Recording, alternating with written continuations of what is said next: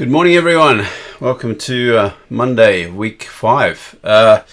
Now, let's get into some admin. Just checking the audio here. Yep, all good.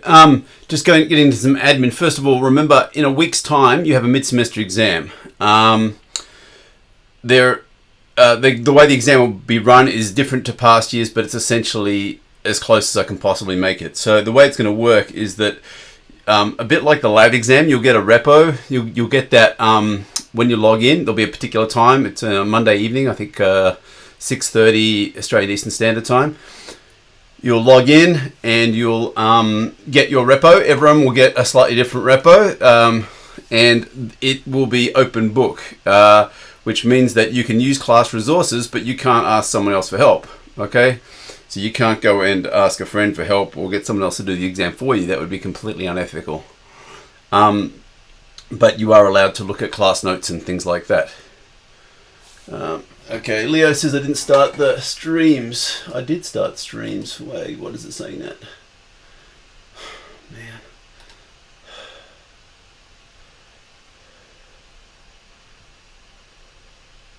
So I started streams a while ago. Why is it saying it's not started? What is going? Why does it say pre-live? I'm not sure what's happening here. Sorry, folks. I'm just fixing up. Leo says streams is not going. It says it's sending data there. Why is it Oh,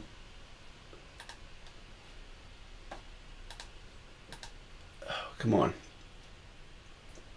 I can see it's got the opening page there for it. Here we go. Let's see what happens.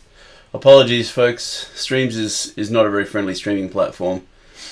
It requires being configured separately for every single lecture, whereas the other ones I just configure them once and they work for the whole semester. Anyway, hopefully Streams is okay now. There we go. I can see it on Streams. Yay! All right, apologies. So the more of you that don't use Streams, the better. If you look, I'd be interested to know how many people actually need Streams. If you can't use YouTube or Twitch, because I'd prefer not to use it if I could avoid it. But I'm using it because it's the ANU's official software platform. Anyway, get back to the mid-semester exam. So the way the mid-semester exam works is it's designed to test the knowledge up until about now. There are details on the course webpage. There's a practice exam on the course webpage. Which is the normal practice exam. This year it will be different now because of COVID. And the difference will only be relatively minor. The fundamental difference is there will be no multiple choice questions. Okay, no multiple choice. It'll just be coding, and there'll be 4 coding questions. 2 of them should be fairly straightforward. Okay, so 4 coding questions. And please, as you prepare for this, know that if you're on top of the course and you've done homework questions and you did the lab exam and you're understanding stuff reasonably well, you'll have no problem passing, okay? But getting a HD is going to be hard, okay? So the way I set my assessments, I don't set assessments so everyone just gets a HD. That's not really very meaningful, okay? So you should expect that unless you're right at the top of the class, you won't get through the whole exam in the allotted time, okay? So don't be disappointed by that. You need to have your expectations correct, okay? Some of you have done other subjects and other courses where everyone gets a HD for some assessments. That's not the case here. Others of you have done things like maths tests where hardly anyone finishes the test, okay? This is somewhere in between. My goal is that everyone can get a pass. Most of you will get a credit. A few of you will get a HD for each assessment, okay? So I just want you to have your expectations right. So you will have to work hard, but you should have no problem if you're prepared. You have absolutely no problem getting a credit in this exam, okay? But you'll find there will be a question, at least 1 or 2 questions there you might find quite difficult, okay? All of these questions are ones that are possible to do in the allotted time, and I expect there will be people who get 100% in the exam, but probably not very many. HDs, please. Yeah, so folks, you should expect only a top handful of people will get HDs. I mean, all of us would love to get HDs. I didn't get very many HDs in my undergrad until my final year. So, yeah, anyway. I can answer more questions about the mid-semester exam, but the best way to prepare is just to do the homeworks that we've already given you, and to do the lab exercises, and to do the assignments. If you've done the assignment yourself, and you've done the lab exercises and the homeworks, and you've worked through them, you'll be doing great. If you've memorized stuff, I know some people, I did oral exams, I noticed some people had memorized how to solve the homework questions. That really won't help you very much. The course isn't really about memorizing stuff. The questions will be quite different. If you understand how to solve the homework questions, then you should have no problem. But if you just memorize line for line how to do it, I'm not sure that's going to help you too much. Lab extensions, yeah, the harder questions might be like that, I suppose. I haven't actually gone back and looked at the lab extensions, but lab extensions are exactly that. They're the sort of things that you can do at the end of the lab if you've got extra time and you're really motivated. But I don't expect everyone in the class to do lab extensions. By definition, they're things that I only expect students who've got extra time to be doing. Okay. Leo has responded to Nathan's question. JavaFX is assessed in exams, generally speaking, but not in coding questions, right? It's very hard to assess JavaFX in a coding question. Therefore, it won't be in this exam because this exam will only have coding questions. If I had multiple choice questions in this exam, which I normally do, there could have been JavaFX in it, but there won't be any JavaFX in it because it's very difficult to assess JavaFX in an exam setting in a coding question. So there will be no JavaFX coding questions. Someone's asking about EAPs. Yeah, I will deal with that. For those of you who've got one and who are waiting for me to respond, I'm sorry. I've just been absolutely overwhelmed. I've got so much stuff to do. It's a lot more work running a course online and live than it is doing it in person. So I just haven't had a chance to deal with that. Of course, I follow all the those guidelines, but occasionally I'm overwhelmed and will need a prompt.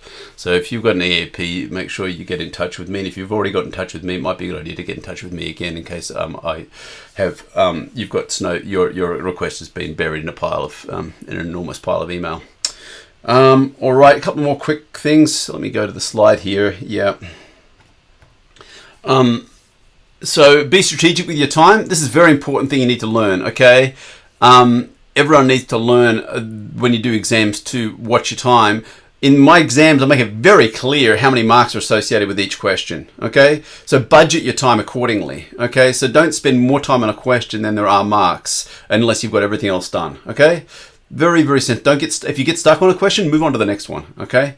But I do also try, generally speaking, to make the easiest questions first and the hardest questions last. So it should work for you. But everyone's idea of easy varies, and it may just be that you've got a mental block on the first question. If that's the case, just skip on to the second one, all right? People have asked about code quality. There is actually something on the FAQ about code quality because we assess you on code quality. It's a very subjective question. Anyway, have a quick look at the FAQ if you're interested in that question. One more thing.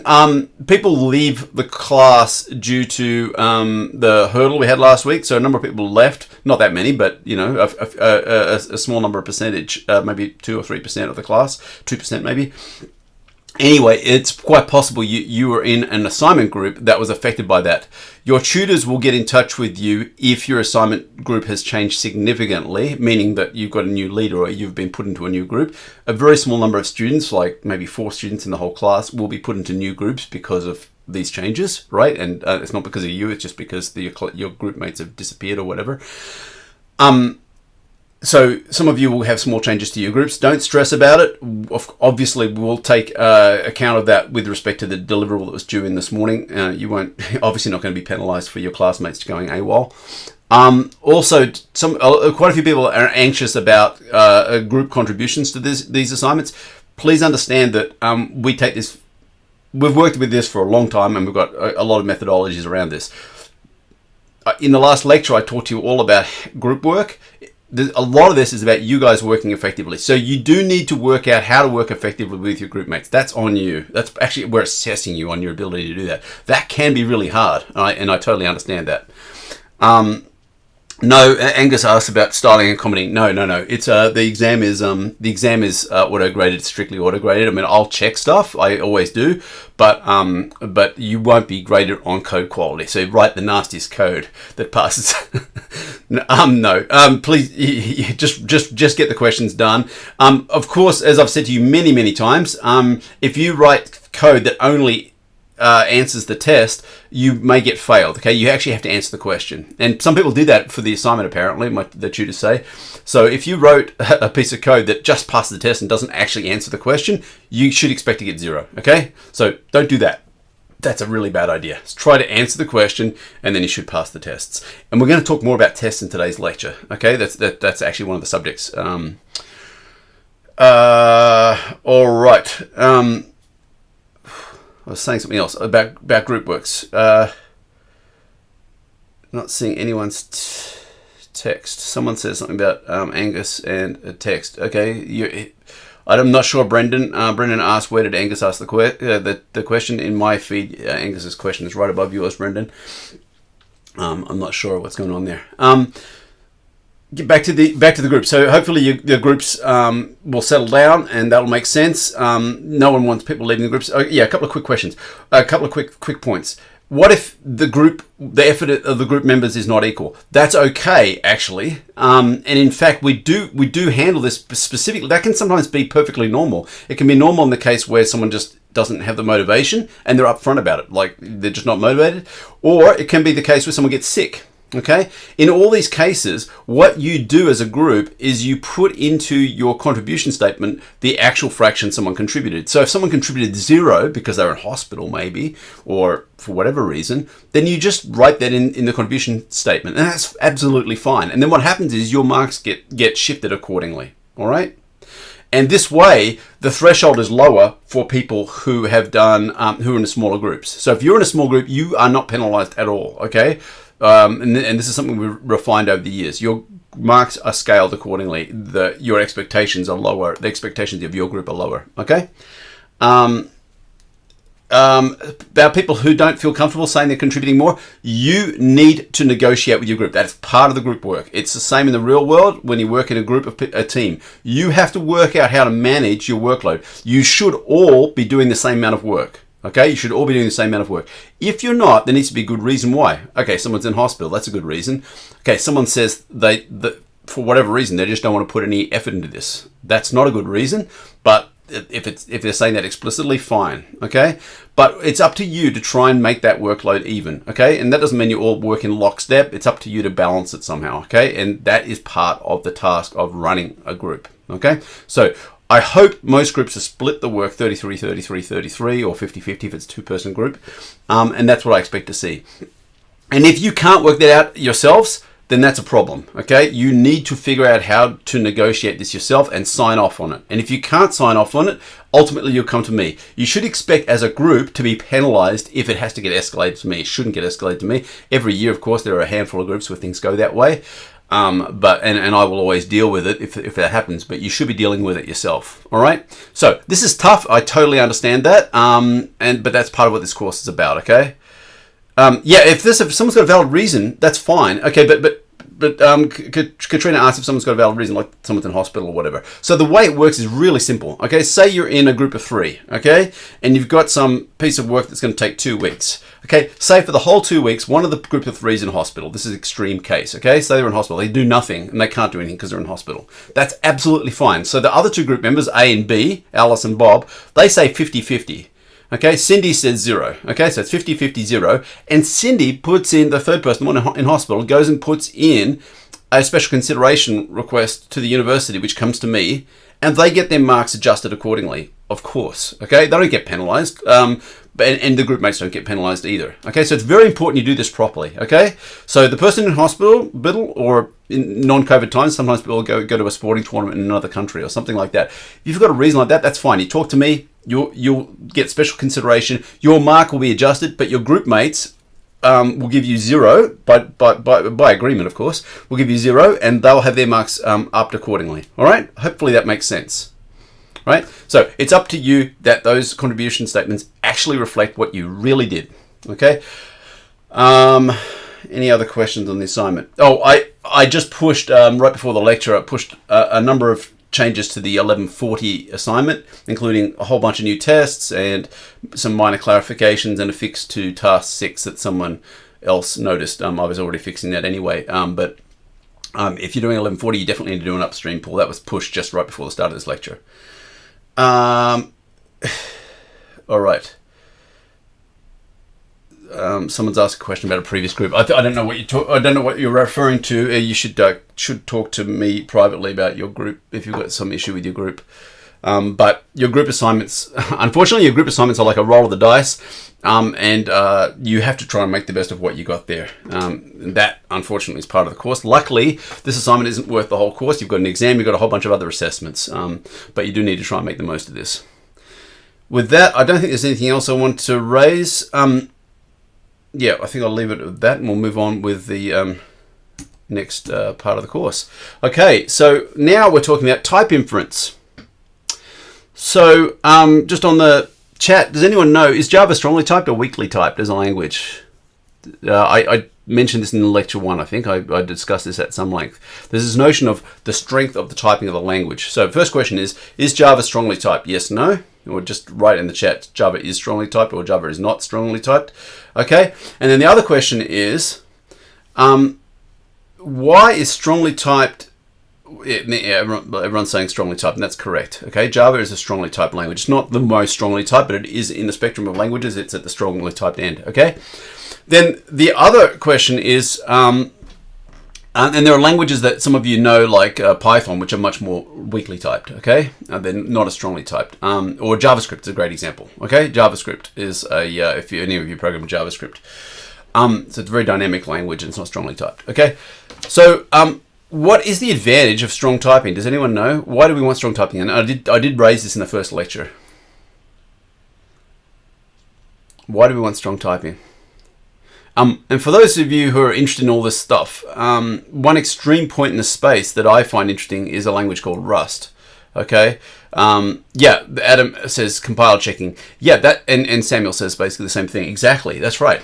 The idea is that the compiler, or in your case the IDE, IntelliJ, can tell you've made the mistake before you run the program. That is extremely helpful. Okay, it's annoying when you're writing the code to have the IntelliJ yelling at you and putting red squiggly lines everywhere. That can be annoying, but it's far better to have that than to go and ship your program to your customers and then the program fails. Okay, so that's essentially the trade-off you're making. The compiler does more work and is more strict with you when you're writing the code, but then when you ship the program, you're less likely to have an error. And the programming language Rust is one that I do a little bit of work with in my research group. We do a lot of work in my research group on. And one of the interesting things about that is it's very strongly typed and it's very aggressive. It's got a whole lot of special rules that work at compile time. Okay. And what does this do? It makes it really hard to program with. Okay, so people who haven't programmed it before can find it really intimidating. But the great thing is when you write your code, once you get it through and compiled, it tends to just work because it does so much checking at compile time. The chance of things not working at runtime are substantially lower. Obviously, if your algorithm's wrong, it's not going to work. But it's much more likely that you actually wrote what you thought you were writing because it checks so much. All right.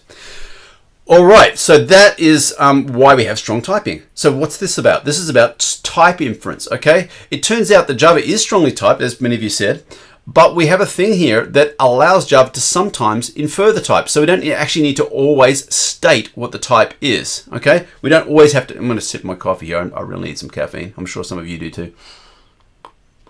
It's been a big weekend of coding and assignment fixing and all sorts of other stuff. So the idea is that all of you know, and I've mentioned this before, that Java is a relatively verbose language. I don't like that, okay? And that's just one of the things that comes with Java. And you see a lot of boilerplate, like when I type PSVM, boom, all this stuff gets written out, okay? That's boilerplate, that's verbosity. We don't like that in a language, but that's one of the things that happens with Java. And Leo talks about C++. C++ loves verbosity even more. But verbosity is not always a good thing. It's generally not a good thing. In fact, we want concision. What type inference does is it says that the compiler can know for sure what type you're referring to without you actually saying it. Okay? And if it knows for sure what the type is, because it can infer it without a doubt, then you don't need to say it, okay? And there's an example right there in the middle of the screen where from the last week's class where we had the generic linked list. And what you'll notice is that we've made the type of the generic linked list of type string. That's what in between the angle brackets is as string. But when we create the linked list, we say create a generic linked list and we don't say what type. Notice between the angle brackets, there's no type, okay? So that seems like a mistake. It's not a mistake. Java uses type inference to infer that the thing you want to create is a generic linked list of strings. How does it know that? Well, in this case, it's very clear because the constructor argument is a string. So it knows that the constructor argument is the type that this linked list will be, because it knows the type, and says, oh, okay, type T is string. Okay, so that's an example that you've already seen where Java does type inference. And now, in fact, if you go to IntelliJ and you write that piece of code there and actually put the word string in between the angled brackets on the right, what IntelliJ does is it also knows that you don't need to put it there. You're allowed to put it there, but what it will do is it'll grey it out. And you'll notice if you look at IntelliJ and write that string in there, it'll be grayed. And what that's saying to you is, hey, you can put this here, but you really don't need to. Okay. Are there good reasons for having lots of boilerplate code in a language? No, there are not. But it's like that slide I showed you, the very first slide I showed you in this class, right back in week 1, the jet engine.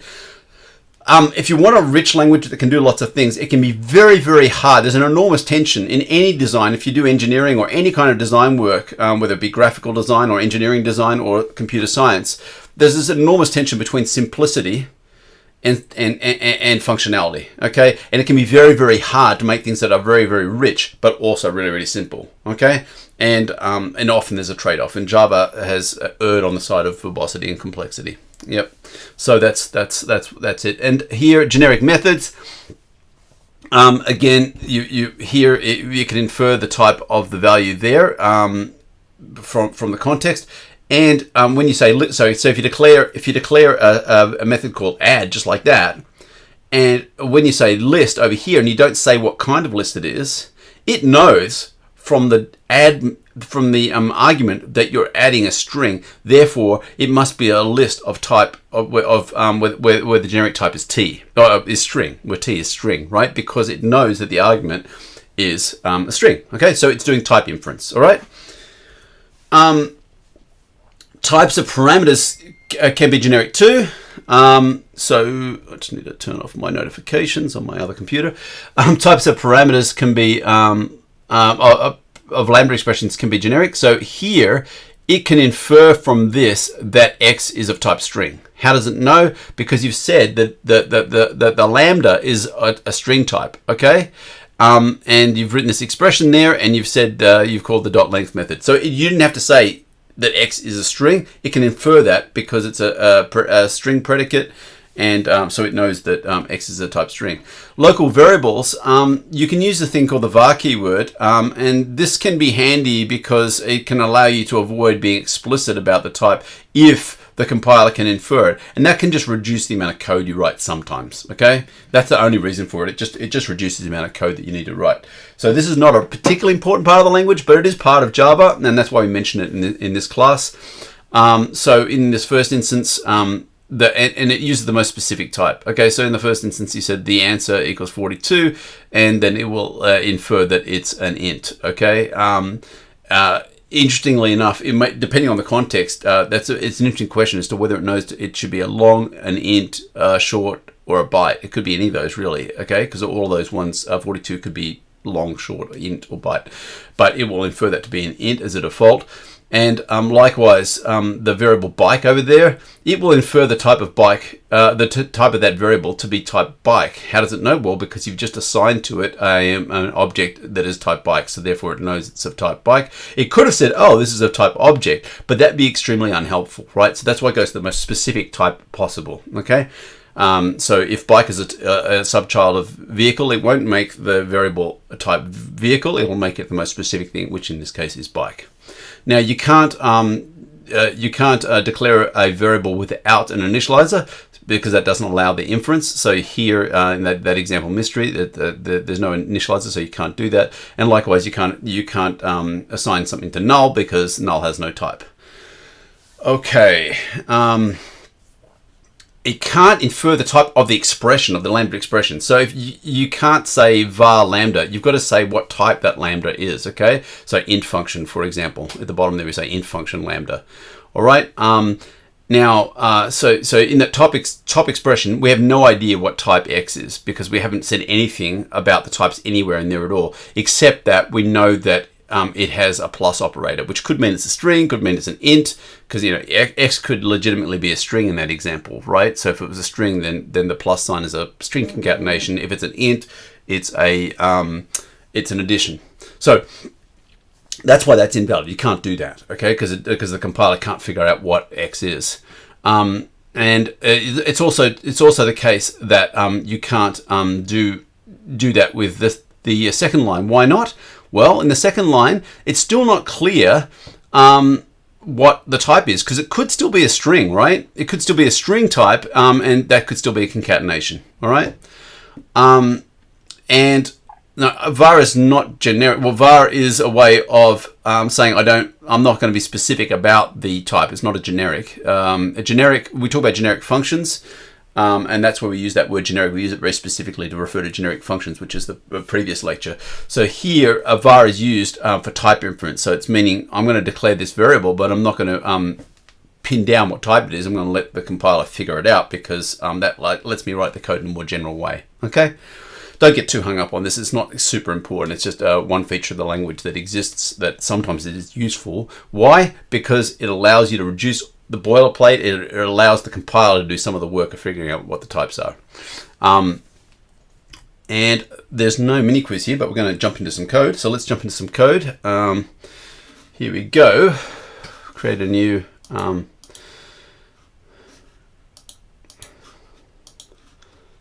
Java class.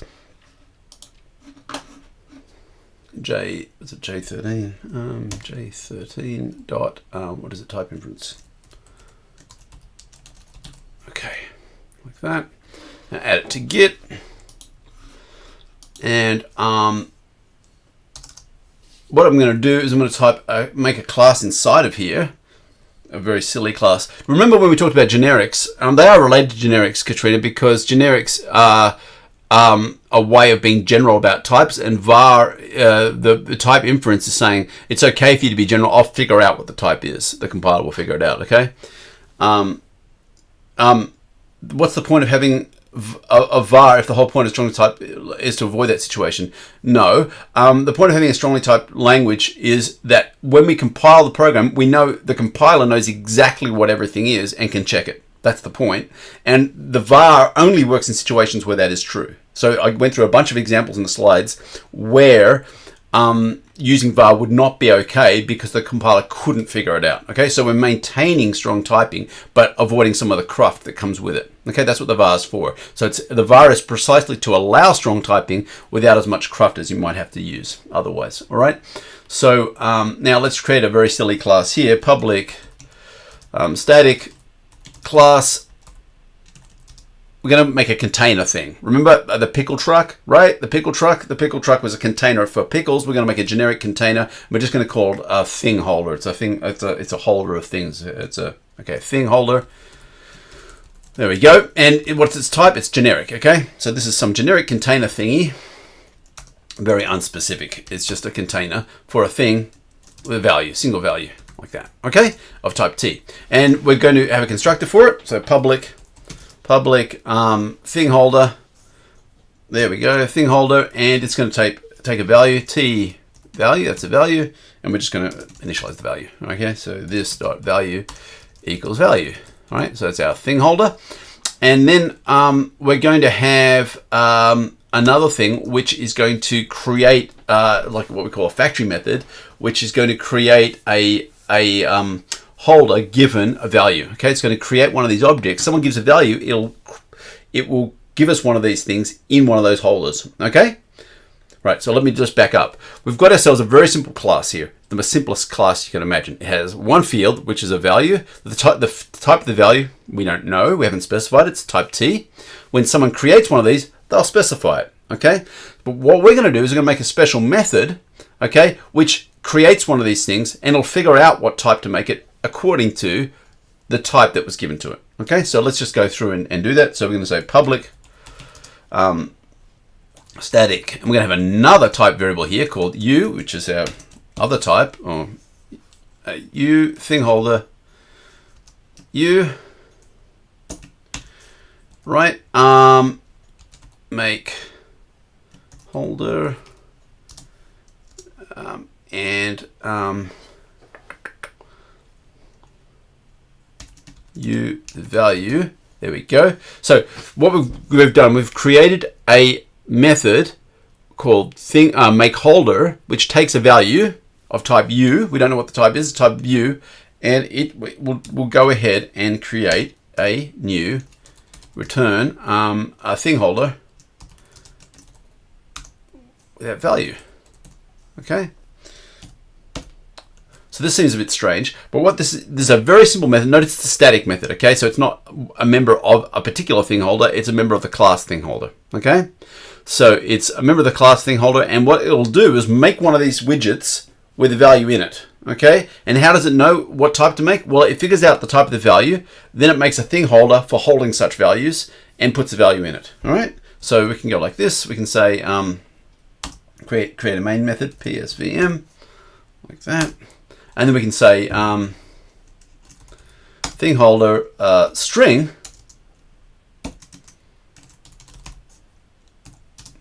all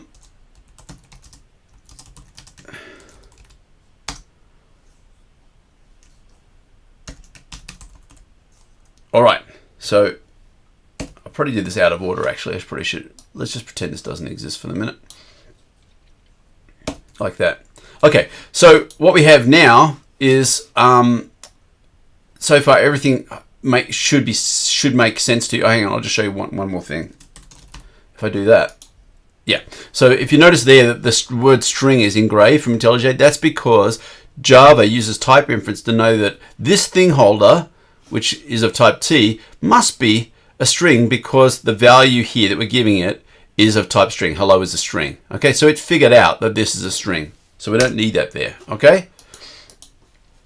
And then, so we can then, so that's simple and fine. But what we can do is we can also use a var argument. It's like this, another holder, like this, equals new, and we'll create another one. Okay.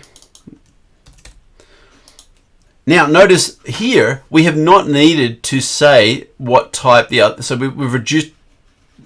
We could make this variable name short. Okay, let's just make it short to emphasize the point. Like that. Okay. So now what we have in the first line is what I showed you in the last lecture about how you create an instance of a generic type. And you've got a little bit of type inference going on here because Java is able to figure out that there is string. But in the second line, we've used this var argument here to get rid of all of this junk here. Okay, so that var replaces all that there. And H, the type of H is figured out because it figures out, Java figures out, oh, this must be a thing holder of strings because the thing on the right-hand side there is a thing holder and its argument is string. So H must be a thing holder of type string. Okay, and then, but what we can also do is, like I said here, we can actually create them as well. So we can say, let me just check this. I'm going slightly off script here. What we can do here, var I equals thing holder dot make holder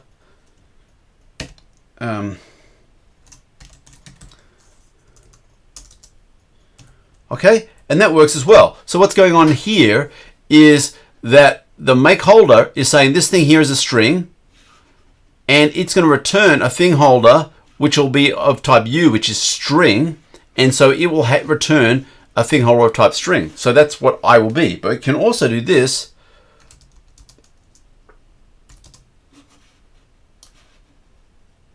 Change this. We'll change it to an integer, right?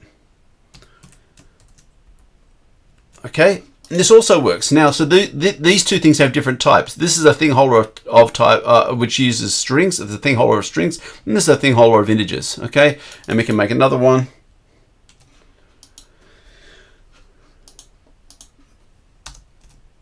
Okay, and make this be a double. Okay, and that works as well. In each case, Java is figuring out the types. Okay, this is not weakly typed, it's strongly typed, and the type of these variables is pinned down because it's pinned down from here, and Java and the compiler figures that out. All right. And what I'll give you some examples that you cannot do. There's a question about deleting the holder. I'm not quite sure what that means, so I can't answer that one. You can't do this.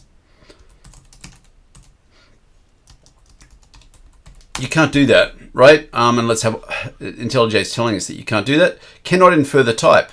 Okay, the variable initializer is null, so it can't figure out what the type of mystery is. So you can't do that, all right? And you can't do this either, var like that, and for a different reason. Okay, let's have a look here. What does it say? We've used var on a variable which doesn't have an initializer, so it can't figure it out. Okay. By the way, I'm showing you. I'm using the hovering the mouse over here just to show you the importance of looking at error messages and using the error messages to try and understand what's going on. Okay, and look at this. We'll do a couple more. Var increment equals. We'll do a lambda expression here. That's a good lambda expression there. But we can't do this. And again, what does it say? Plus operator cannot be applied to lambda parameter int. It doesn't know what's going to lambda parameter and int. It doesn't know what the lambda parameter is. Okay, there's an int on the right hand side, and x is lambda parameter. It doesn't know what type it is. Okay, so it can't apply to lambda parameter, which is x, and the int. Okay, it needs to figure out what that type there is, and it's not at all clear what that type is. It could be a string. Remember, I said to you it could be a string, so we don't know if that x is a string, because then the plus sign would be concatenation, or it could be an int. We don't know. Okay, so we can't do that either, right? And one more thing, and even this we can't do because it's still it could still not know.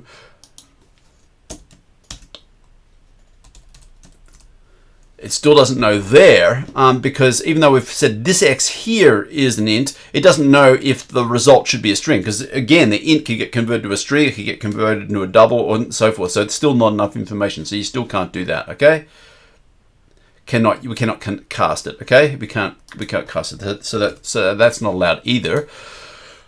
What we can do is we can declare an int function like that, and then say increment.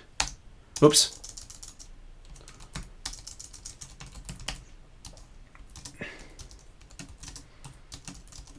And this is fine because we've said it's an int function. Java knows that this must be int to int. Okay, that's what an int function is. Okay, so it knows that has to be an int, and that there has to be an int, and so therefore it knows that x is obviously an int, so it can figure out the types. All right, that's the end of that. Let's get back to the lectures. Now, another whole chunk of the course here is an interesting one. It's on test-driven development. Hopefully you've all seen a test or two since you started this course. In fact, hopefully you've been absolutely peppered with tests. In running this course, I write hundreds of tests. So like on the weekend, I wrote a lot of tests for this 1140 assignment. Tests are an incredibly important part of the of this course. But why are tests important? Can anyone guess why tests are important? I'll just give you a little bit of an anecdote. So I've mentioned to you before that I spent some of the summer in working on the V8 engine inside of Chrome, and there are incredible number of tests that are used there. So each time I committed some code, that code would get put into a place where a bunch of bots would run a whole lot of tests over it. Thousands of tests, thousands and thousands of tests. Why? To make sure your methods behave correctly. Yeah, okay, so what does correctly even mean? Okay, one of the problems is we don't even know what correctly really means. Okay, we might not know. Why do you think a company like Google would have thousands and thousands of tests? And here's a kicker. Where do you think those tests come from? Can anyone guess where those tests come from? Try and guess. Okay, so I just told you that when I committed a bit of code, it'd get subjected to thousands and thousands of tests. Okay? And those tests will be many, many different tests run in different versions of Chrome for different platforms, like for the phone and for Linux and so forth. And they would take a long time to run, even with these huge cloud resources used to do all the testing. It would still take a long time to run. So what generated all those tests? Humans write the test, typically. That's true. There's also a whole lot of stuff around machine-generated tests. It's called synthesis. We use synthesis to generate tests. And one very important branch of that, where actually ANU has some key people involved in this, and I do some of my research involves this, and that is automatically generating tests. And we call this, and one part of that is called fuzzing. Okay, you can do a web search for fuzzing. Fuzzing is the art of creating tests to try and break the software. Okay, so what you do is you keep subjecting the code to different inputs until you break the code. Okay, and you do this to try and find places where the code might break in ways that are interesting or exposing vulnerabilities. Okay, and we use this at scale, and that's what security companies and government security agencies do too. So they subject code, important code, like phone apps and things like that say you've got a diplomat, they're using a phone app, you don't want that phone app to be vulnerable, so you subject it to millions and millions and millions and millions of tests to try and make it break. And if you can make it break in an interesting way, then you may have found an exploit, and you want that fixed. You don't want your diplomat using a phone with an exploit in it. Okay, so tests are incredibly important. And we generate tests that we think might be situations that are likely to happen. Can anyone think of another? Do they use funky AI generated tests? Well, absolutely they do, and that's kind of what I was just describing. That's what we call fuzzing. Users complaints. Aha, Daniel, users complaints. Yeah. If you're a bit more specific, that's actually one of the most important edge cases. Great example. Samuel says edge cases. That's also true. Extreme cases. That's I think that's the same. Both of those are really important. So we figure out cases that are unusual, and that's what I was doing on the weekend for the 1140 test. I was looking at examples like ones in the problem description says make sure that the ships don't get into a loop or things like that. And so then what you do is you try and construct a case which has a loop in it and make sure that the code can actually find that loop. For example, that's an edge case, right? But Daniel says users complaints, and now to put that in another language, bug reports. Okay, so what we usually do is whenever we find a bug in our software, or a big company, or anyone who's maintaining software, and I maintain software too, whenever we find a bug, we go and implement a test that exposes the bug. Why would we do that? Why would we create a test every time we have a bug? Anyone? There's a very good reason for it, and it's incredibly important. And in most software developers do this as a matter of practice. Okay, every time someone has a bug report, someone goes and makes a test. And in fact, we actually have it as a rule in many software development things. It's actually a rule. You must write a test for every bug report. Okay, yeah, it's so that you can make sure it doesn't reappear. Absolutely, this is surprisingly important. Okay, what happens is someone finds that there's a bug that occurs that maybe you can't find the loop in the 1140 game, right?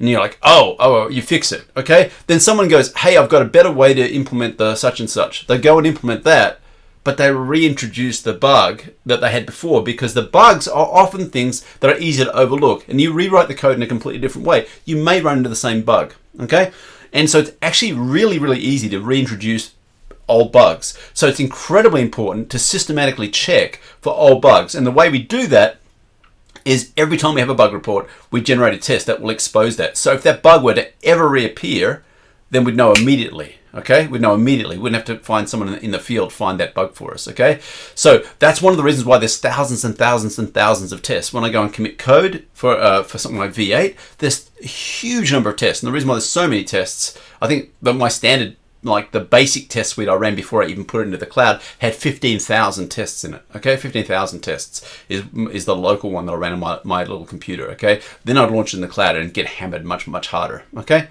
and this is regression testing. Okay, this is test-driven development, and we call regression testing. Regression testing is testing. Adam asks about regression testing. And isn't this regression testing? That's exactly what we just described there. Regression testing is when your code regresses, which means you reintroduce an old bug, which is surprisingly easy to do. you want a test that exposes that. And the way you do that is every time you have a bug, you write a test that would mean that if that bug were to be reintroduced, you'd find it immediately. Okay, so that was all background. Let me move on to the actual mechanics of this. There's actually a whole framework around this, and it's called test-driven development.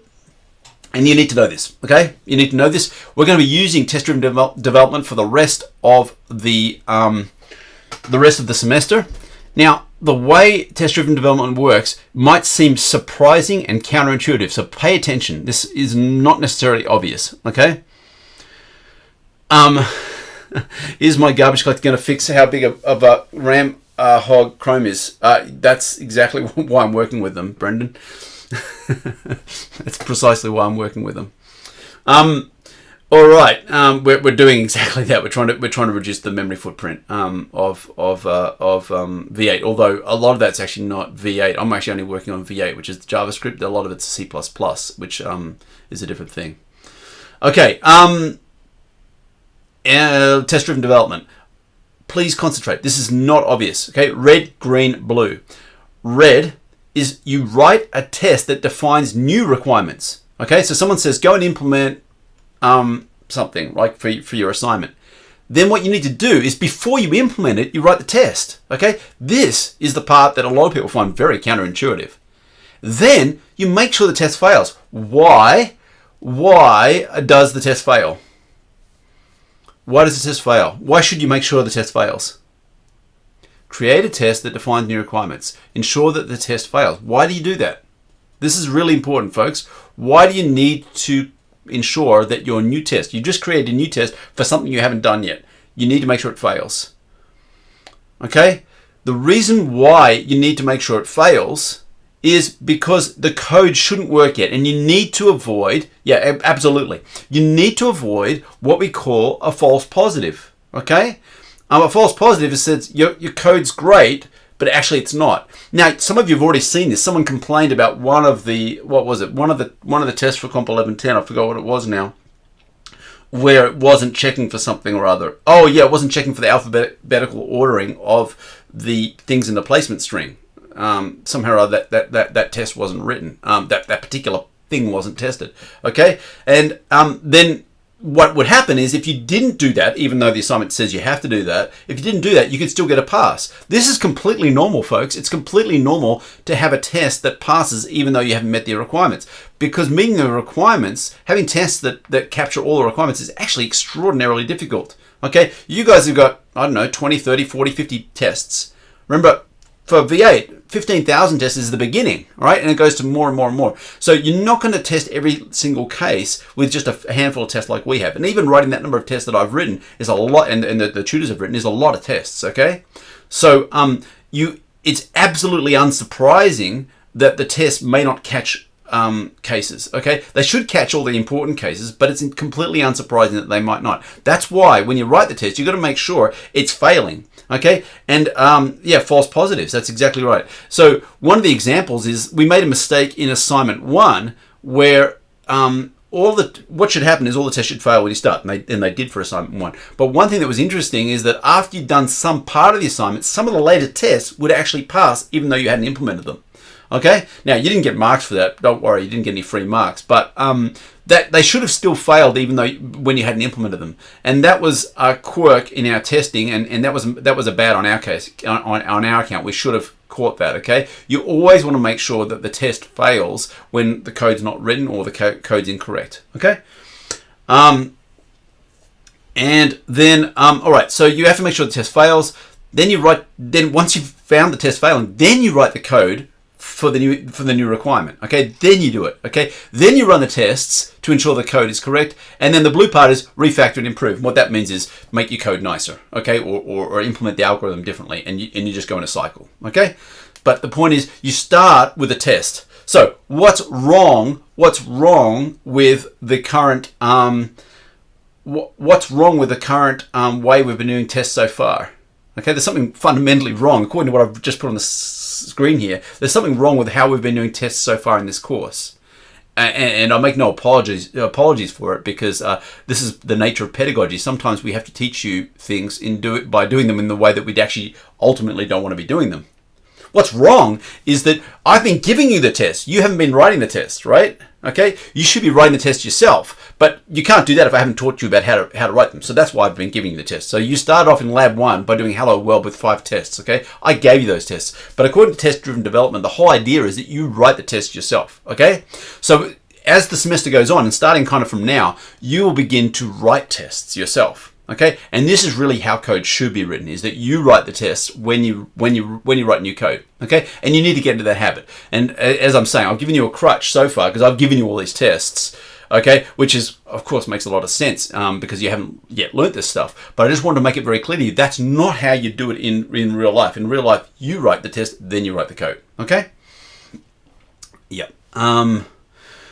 Right, and this is a key element of modern programming software development. Okay, JUnit is a particular packaging of this for Java. Okay, JUnit, you've messed around with JUnit. JUnit is just a testing framework designed to do exactly that stuff, test-driven development for Java. It's developed by a guy called Kent Beck. He's the father of the so-called extreme programming movement. A great contributor to software engineering. I encourage you to read stuff he's written. It's in JUnit's integrated, as you've seen. You saw this right from lab 1. It's integrated into IntelliJ. That's where the little green triangle at the top right corner of IntelliJ is. It allows you to do tests. And it's useful for test-driven development and also for regression testing and so forth. Okay? So the way we use JUnit, we have to mark a method with @test, an annotation, and that says this thing is a test. And when JUnit gets called on a class, all the tests in the, are run and a report gets generated. And you see that at the bottom of the window in IntelliJ, right? But you can also right-click on a particular test and just run that one test if you want in IntelliJ. There are a lot of other annotations that you can use in JUnit, and one of the ones that we use a lot is a timeout one. We have a timeout for our tests, and the reason why we have that is because your tests get run in the cloud, and we have to make sure they don't just keep running forever and ever and ever. So all our tests have a timeout on them. All right, that's it. Let me publish a poll on this.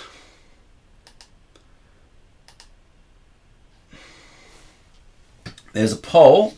And what we're going to do now is we're going to move on and actually what we might do, yeah, okay, so what we're going to do now is we're going to move on to the next unit. And when we do the next unit, we're going to start writing tests, okay? So the actual writing the tests will start in the next unit. Recursion, okay, this is a very fundamental idea. So the C thread in our course is core computer science, and recursion is a key idea in computer science. Very fundamental idea in computer science. And if you did 1100 last semester, you would have already encountered it. We haven't covered it properly in this course yet, although you should have already seen it. Can anyone tell me right now where they've seen recursion in class so far? Does anyone know? Can anyone give an example of where you've seen recursion in class? Recursive algorithm. Any recursive algorithms? There's recursive algorithms and there's also recursive data structures. I've also shown you a recursive data structure. What's a recursive data structure? A recursive data structure is a data structure that refers to itself.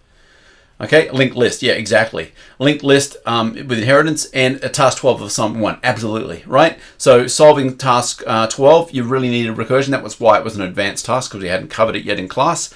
Now, while loop is actually not recursion normally, okay? While loop is what we call iteration. And often, it's a really good question though, because iteration and recursion can often both be used as different ways of solving the same problem, okay? Iteration says do this thing again and again and again, and then whereas recursion says do this thing, and this thing says, oh, do this thing, where it's referring to itself. It's self-referential. Okay, they're actually quite different, but there are very many problems that you can solve either way. All right, so it's actually really important to learn the difference between iteration, which we use in our while loop, and recursion, which is often an alternative to solving the same sorts of problems. Okay, so that's a great question. So very good to raise that, and it's a very important distinction to make, that difference between iteration and recursion. They're highly related. Now, some languages, some language styles tend to favor one over the other. And if functional languages, if you did 1100, well, you'll know that functional languages naturally favor recursion as a way of solving problems, whereas imperative languages, which obviously are based on sequence, selection, and iteration, obviously favor iteration because it's a fundamental part of the language. All right. So let's move on. Yeah. So there's a very silly cartoon. That's an example of real life recursion. Multiple levels of recursion. The Matryoshka doll, those of you who've ever played one of those things, you know you open it up and there's one inside, there's one inside, there's one inside, there's one inside. Okay, that's an example of recursion. And if you've ever been to a sporting event or whatever where there's a huge screen, and if the camera accidentally points towards the screen, then you see the screen and the screen and the screen, just like in this picture here. Okay, so these are examples of recursion. Can anyone else think of a real life concrete example of recursion?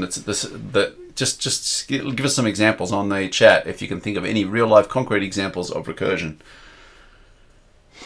Anyone? Either structures or algorithms, either or relationships, any of the above. Any of these are recursive. So, two mirrors. Yeah, you can get a hall of mirrors. Those of you, yeah, exactly. A mirror pointing to a mirror. That's a classic one. And I've actually been to a place in Austria, which is built by King Ludwig, one of his castles there. He was completely mad. But, well, he's said to have been completely mad. Whether or not he was, another whole question. But he had this crazy house. And in that house, he had this hall of mirrors. And, yeah, and you look in one mirror and there's a mirror behind you. And it just looks off into, it looks like you're looking to the infinity, a bit like in the picture on the screen. Quicksort. Certainly merge sort. We're going to do merge sort actually in a few minutes. A mic picking up itself. Exactly. That's a feedback loop. Okay. So it's amplifying the thing that it's sending out. So that's a good example. Yep. Getting revenge. Not sure. Here's another classic one. I don't know if you've ever seen anything like this. This is a very famous brand of cocoa. And if you look really closely, there's multiple levels of recursion here. You look at the mug, the coffee mug there. There's the mug, and that's got the same nun or whatever she is, nurse, I guess, that's in the picture. And you look at the packet, or the better one is the packet of cocoa. So the packet of cocoa has a picture with the same packet of cocoa on it. And if you look really closely, the packet of cocoa in the picture of the packet of cocoa has a packet of cocoa in it, and so forth and so on. All right.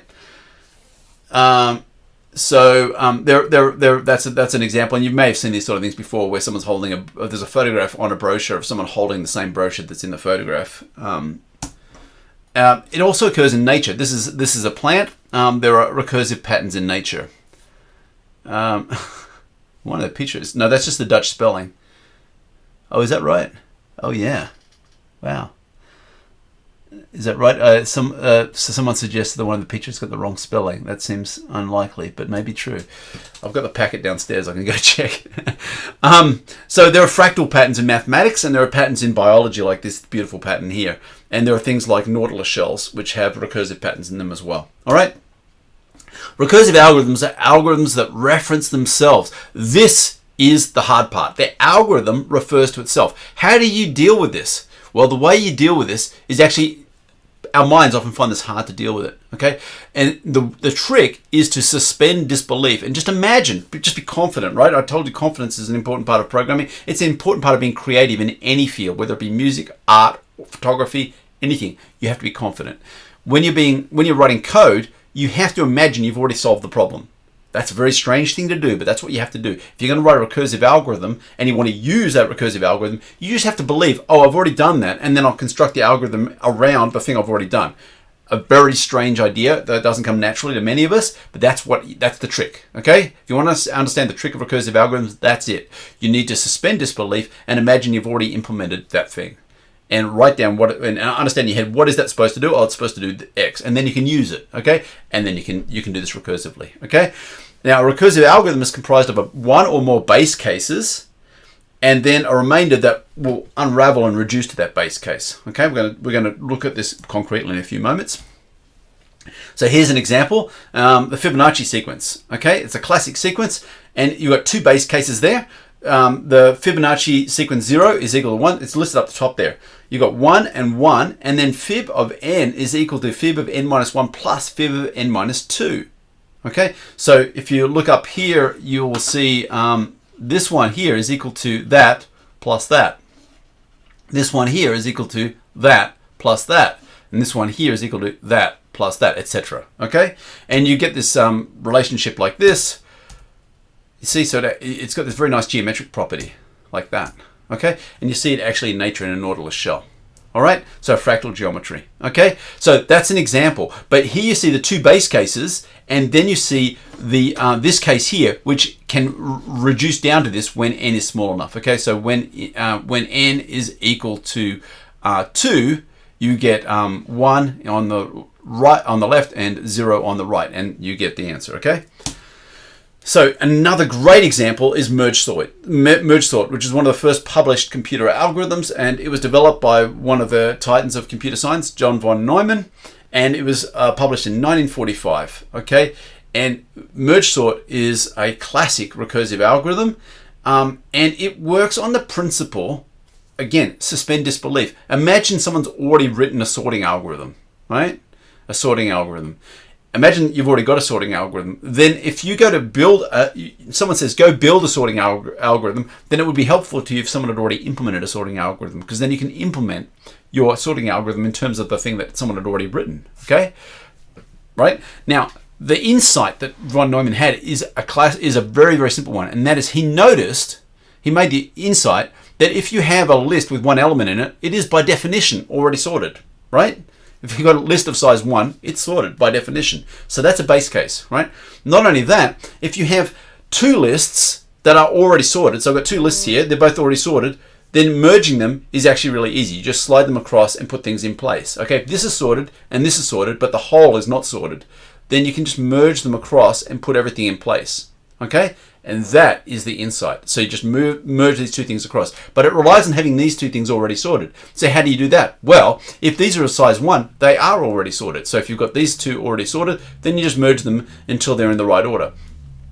And if you've got 4 things, then you have to have these things already sorted. How do you do that? Well, you go back and say, okay, I've got 2 things. How do I sort those? Then you apply the algorithm. This one's sorted, that one's sorted, merge them. Okay, so that's how it works. And it works by saying we can always sort something. If we know how to sort something of size 1, then and we can always sort something of size 2 in terms of that. All right, and that's the insight. Let's work through a concrete example. We'll code it up soon. Okay, so so if we take this big list here, okay, here's our big list of 8 numbers, right? And what we do is we split it in 2, okay? And then we split those in 2, and eventually we come down to this. So now we have 4 lists, okay? 4 separate lists, 3 of them of size 2 and 1 of size 1. Now the one on the far right, which is 10, is already sorted, agree? It's already sorted, it's obviously already sorted because there's only one thing in it, okay? The others are of size 2, so we have to split them up further. Okay, so we split them up. All right.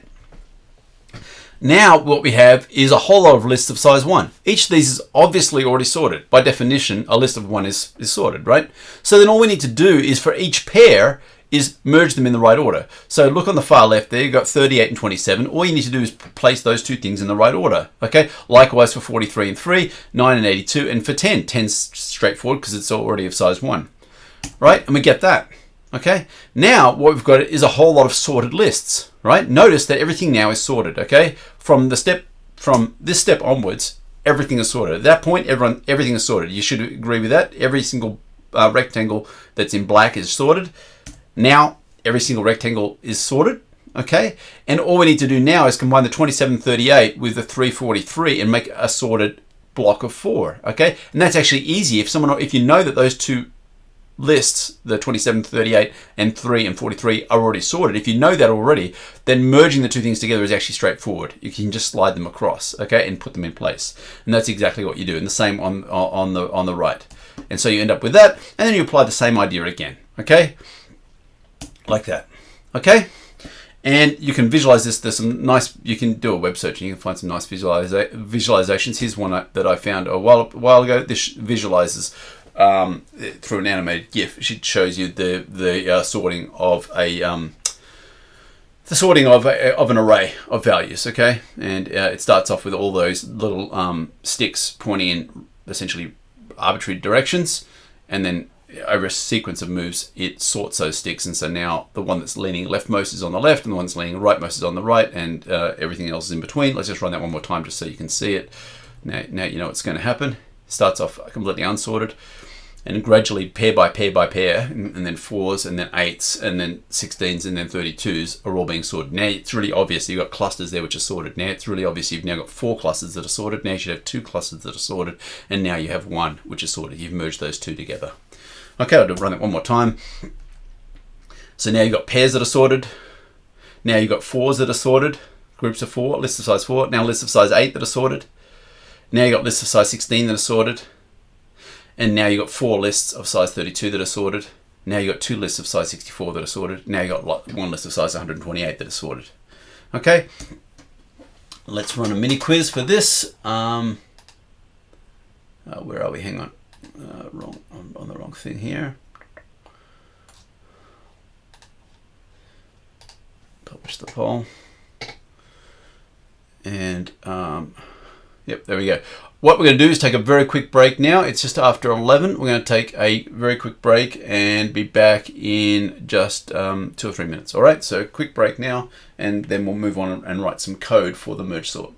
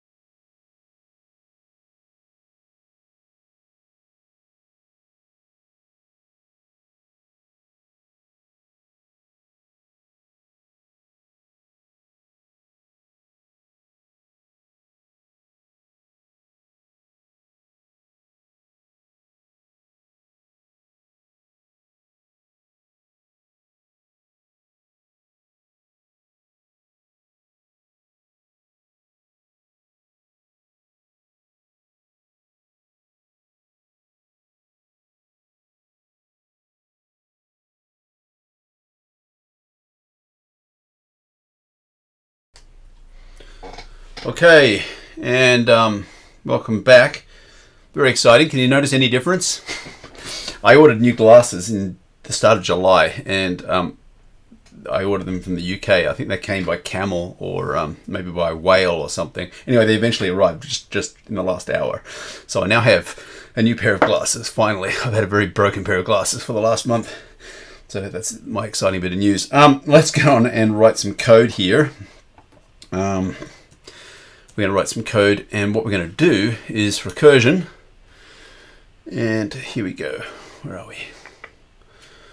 Okay, one example of recursion, which is very simple and hopefully very easy for everyone to understand, is the notion of a family tree and a maternal line, for example. Okay, so a family tree, your mother is your maternal ancestor. Your mother's mother is your maternal ancestor's ancestor, right, and so forth. And you can think of that relationship. And likewise for your father, right? So you can have a paternal relationship. So there are lots of beautiful visualizations of sorting algorithms, incidentally. So the family relationships can be expressed recursively. So let's do an example of that. So we'll create a new Java class here. C01, new unit C01. Incidentally, you guys should be excited that I'm finally using C01. Why is that? Because it means we're moving away from Java and we're actually getting into core computer science. And so I know you've had a torrid start. There it is.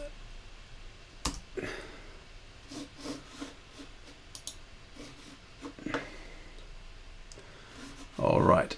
So maternal line, and what we're going to do is we're going to write a very simple function here. It says we're going to return a string. Okay, we're just going to write a very simple string saying the relationship of our nth ancestor. So our first maternal ancestor is our mother.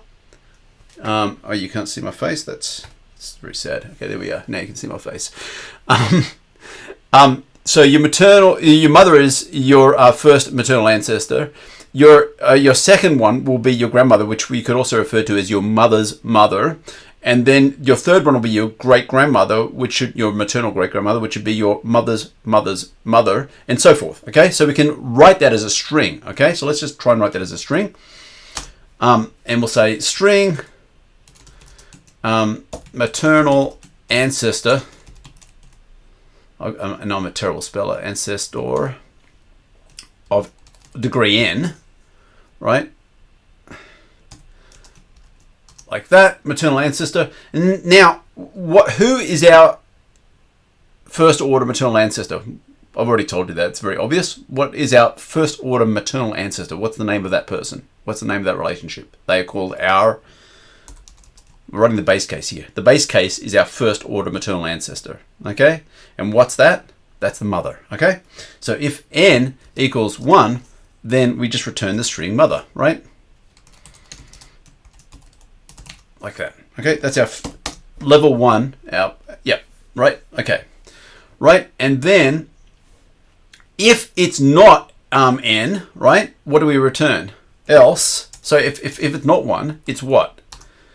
It's our mother's eternal ancestor minus 1. So our grandmother is our mother's mother.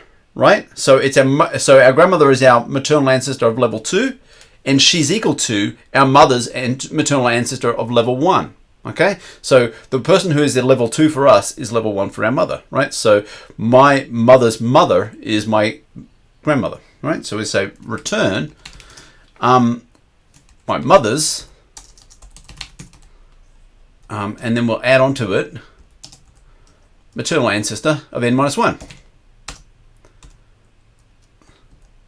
So the my relationship to any maternal ancestor is my mother's relationship less 1. Okay? And then what we can do is we can write a very simple example. So PSVM.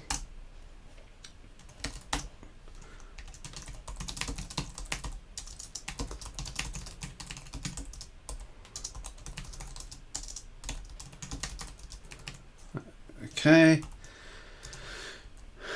and then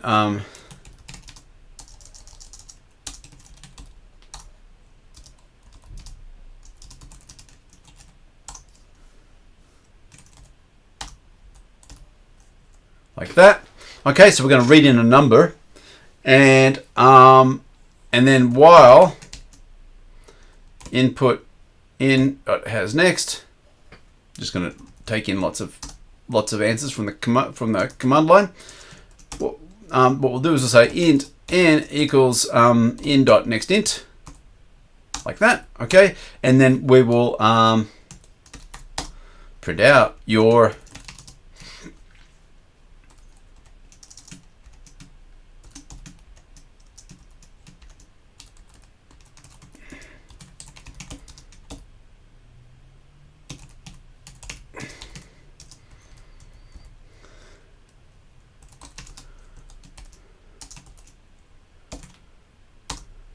like that, okay? So your nth degree maternal ancestor is, and then we'll call the function, which gives us that string.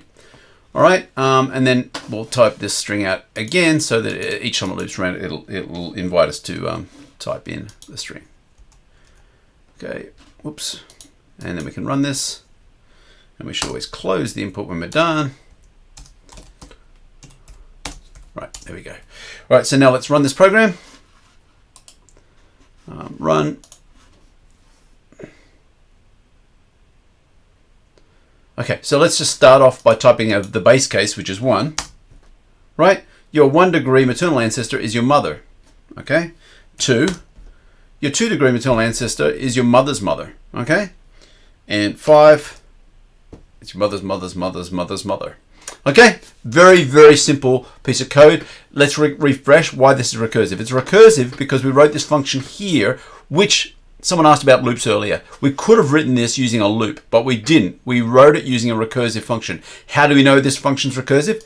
Easy. The function refers to itself. Okay, the function refers to itself. Notice that we've got a case here, which is called the base case, which is the case where n equals 1, and that's our mother.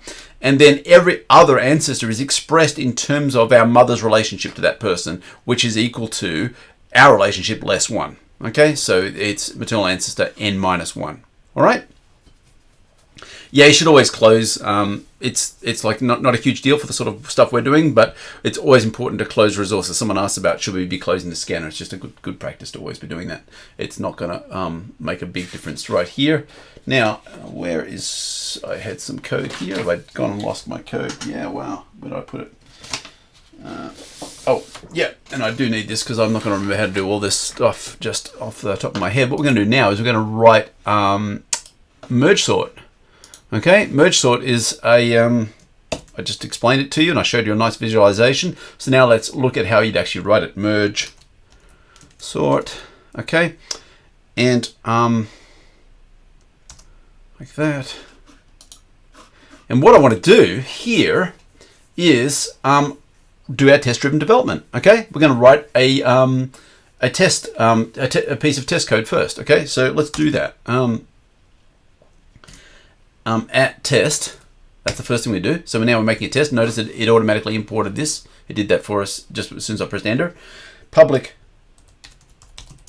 void test sort, like that. And then what we're going to do is we're going to do some very, very simple tests. Okay. In a lecture, it's going to be really hard for me to write meaningful tests. Writing good tests actually takes a long time. All right. So in the lectures, these tests are really toy tests, but hopefully you get the idea of how it works. All right. So we're going to write a very simple test here. So integer single equals just some array with one element in it, like that. Okay. So we're going to test that. We need to make sure our test can sort a single element, right? That's the obvious base case. And then we're going to, where is it? We've got to write our merge sort method up here first. We should write that. So public, oops, goodness, I wasn't watching. Public static list. Now, I'm jumping the gun here because I'm using lists. We're going to cover these in the next part of the lecture, okay? So I moved the ordering of this without realizing that by doing so. Oops, sorry. Here. There we go. All right. So for the moment, ignore what this thing is, okay? I'm going to explain these in the next part of the lecture, but I thought it'd be good to do this before the other part, but without realizing that I actually use lists in this. Okay, merge sort. And it's going to take a list of integers. All right, and so it's going to take an unsorted list of integers and return a sorted one. That's it. Okay. Now for the moment, what we're going to do is going to return null. Okay, that's nothing. All right, so that's our that's obviously not a real solution, but it allows us to write our tests. Okay, so we've written merge sort. It does nothing at the moment. It just returns null. And the idea is it takes a list here, which is going to be like an array. It's just going to be a list of integers, and we're going to return a list of integers which is sorted. Okay, so now what we're going to do is write some tests here, and we'll say assert true, which is one of the things we get with JUnit. Assert true arrays dot as list. What this is going to do is it's going to convert our little it's going to convert, hang on,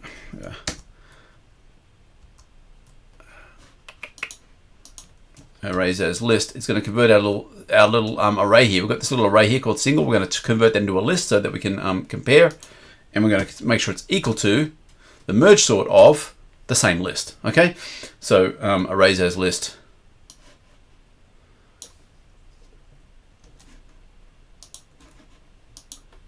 Like that. Okay, and then we just need to import that. There we go. Import the one from JUnit, and that just added this in here. Okay, so that was that is a very simple test there. What's the matter here? Why is it unhappy?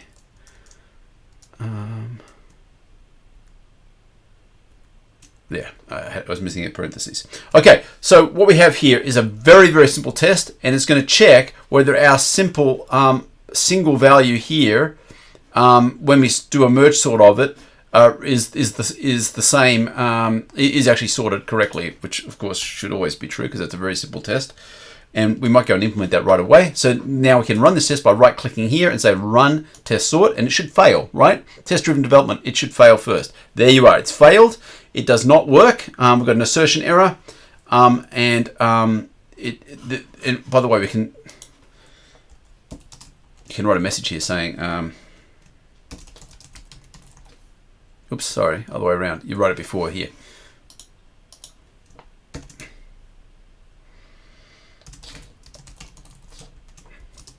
And there is a certain art to writing good messages that actually help you. Let's see what happens here. We run this again. Okay, the error is not sorted. That's not a very helpful message. I try when I give you tests in the assignment and so forth to give you error messages that are helpful so you can understand what's going wrong. Actually, writing good error messages is hard work, all right? So here, assert true, not sorted.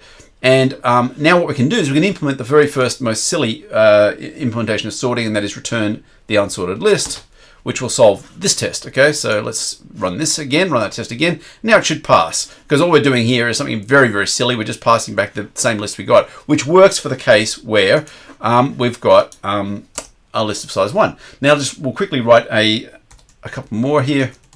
Integer unsorted equals, and I'm going to write a slightly longer list here.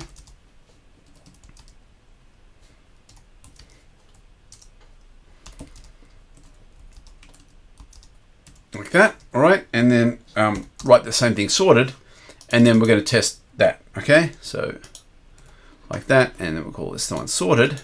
I'm going to just put those things into order. 11 goes in here in the ordering, and 3 goes to the other end. Oops.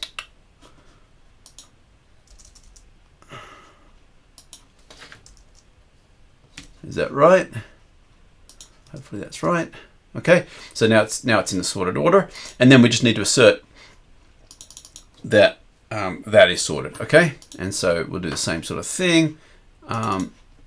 That the sorted equals merge sort of the unsorted. Okay, so we've got a test here that says that the sorted this guy here is going to be the same as when we use merge sort over this. Okay, they should be the same. All right, let's run that, and of course it should fail because we haven't actually written the code yet. Right, so let's just test that. We'll run this.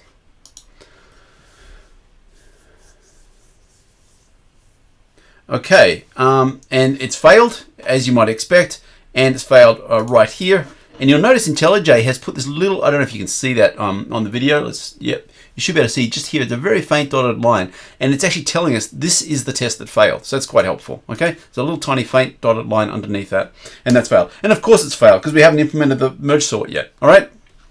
So let's go back to this, and of course they'll both fail. All right, so we've written ourselves a test, and we've written it in the same class, and we've got no merge sort written. So now let's try and write merge sort.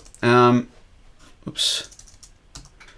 So the first thing we're going to do is if there's a base case. The very simplest base case is, what's the base case for merge sort? Can anyone remember? Quickly, tell me what the base cases are. There's two of them.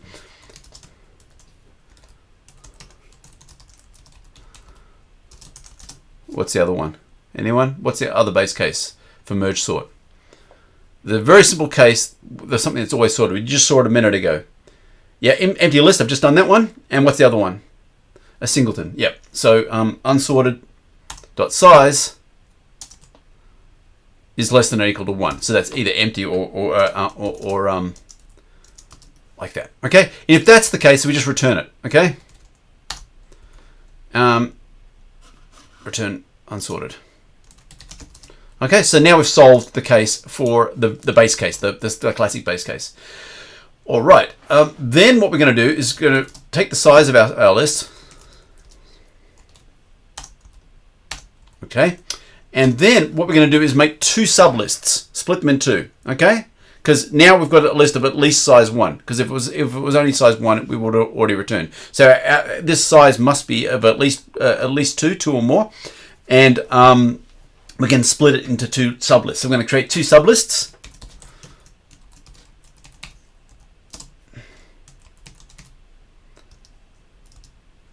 Oh, sorry, U. We're going to call U left, which meaning unsorted left. And then what we're going to do is going to create a sublist from our other list. And we're going to cover lists shortly. Unsorted sublist from 0 to size on 2. So integer division, like that. All right, so what that's done is it's taken the first half of the array and put it into unsorted left. And then we'll do the same thing over for the right. And we'll call it unsorted right, U right. Like that, oops. Like that. And then for here, we're going to go from size on 2 to size. That's the whole of it. Okay. And so now we've split the list into two halves, two parts. Okay, and the integer division takes care of the issue of where we have an uneven number of elements. And then what we're going to do is we're going to sort those two halves. How do we sort them? How do we sort these two halves? Okay, we can call a Java sorting utility, but we can do better than that. What are we going to do, folks? We've got two unsorted lists now. How do we sort them? That's what merge sort wants us to do. It wants us to take two lists that are unsorted, sort them, and then merge them. Okay, the merging is the interesting part. But somehow or other, you've got to sort them. Well, this is where you suspend disbelief. Exactly. You call merge sort. You suspend disbelief. You're thinking, oh, we haven't implemented merge sort. Don't worry. Pretend that you have. Okay? So now what we can do is we can say like this. S left, meaning sorted left, equals merge sort of, unsorted left. Right? And then the same thing for right. Okay, so suddenly we've sorted those two things. And how did we do that? We did that by suspending disbelief. Right? Now, if you think about it, this is easy to understand in the case where our list was of size 2. Because once you do this, that's just got one element in it, that's just got one element in it, and of course sorting it works because this code already works. Okay, so if a list of size 2 works fine, right? It should be obvious that list of size 2 is going to work. And then if you think about it, actually, if it's more than 2, it'll also work because we already just showed you how a list of size 2 works. So if this is 4, that will also work because we know how to sort a list of size 4 and so forth. Okay, so hopefully you can convince yourself this is going to work. Now what we need to do is actually do the merge. Okay, we've done the split, we've done the sort of the two halves. Now we're going to merge them together. Okay, so we've got a big list like this. We've split them into 2. And now we've got to, and now we've sorted each of these. Now we have to merge them together. Okay, and so the way we do this is using two cursors, normally a left and a right cursor. Int L equals 0, int R equals 0, like that. So it's our left and right cursors. And then we say while. So you're moving through the left list and moving through the right list and picking out whichever one is lower and putting them into the new list. Okay, so and we need to create an empty list called result. We'll create an empty list called result list integer. Result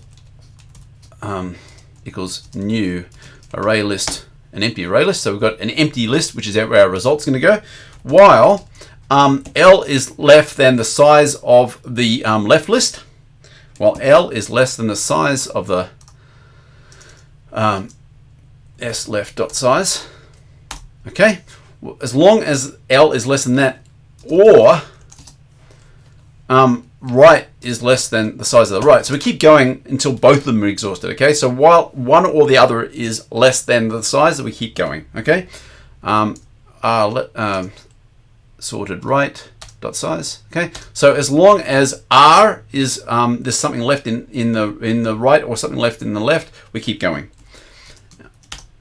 Oops, that was a mistake. Okay, and then I accidentally, notice how I accidentally imported that by clicking the wrong button. Imported person, we don't want to do that.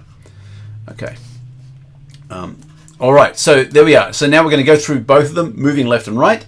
And then what we're going to do is we're going to say, in which case do we want to take the thing from the left? In which case do we want to take the thing from the right? Okay, so we're going to take either the one we're pointing to on the left or the one we're pointing to on the right and put them into the result one. Okay, and what we want to do is start with the smallest. So we take whichever is smaller of the two. Okay, so we say if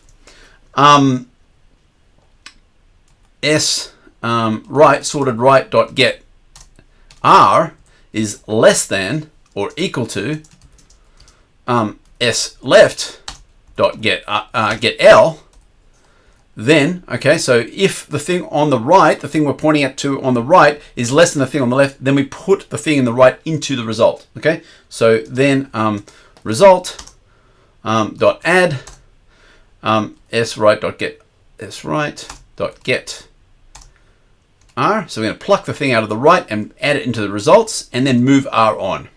Okay. Otherwise, we do the opposite. That is, if the thing on the right is not the smaller, it means the thing on the left is. So that means we need to take the thing out of the result dot add dot S left dot get L. Okay. So we're going to add that to the result. So we're either going to add the thing on the right or that thing on the left, depending on which is smaller. Okay. And if it was a thing on the left, we need to increment the pointer on the left. If it was a thing on the right, then we increment the thing on the left. And then once we're done with that, we return the result. Oops.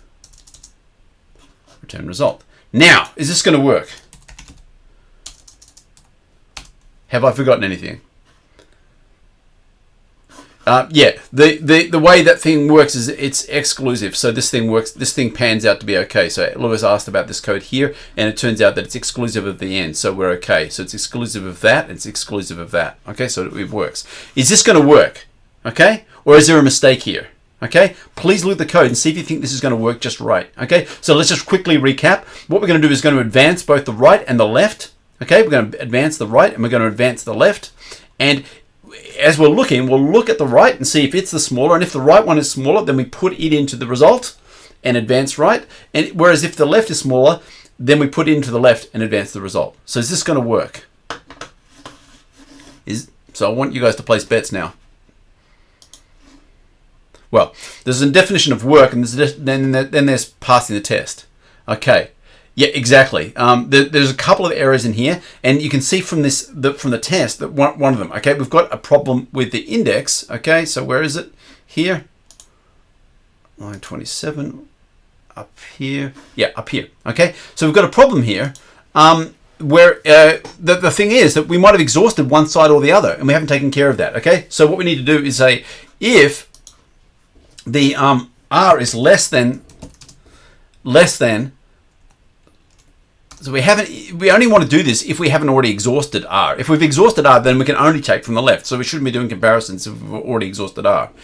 R.size, okay? So as long as it's then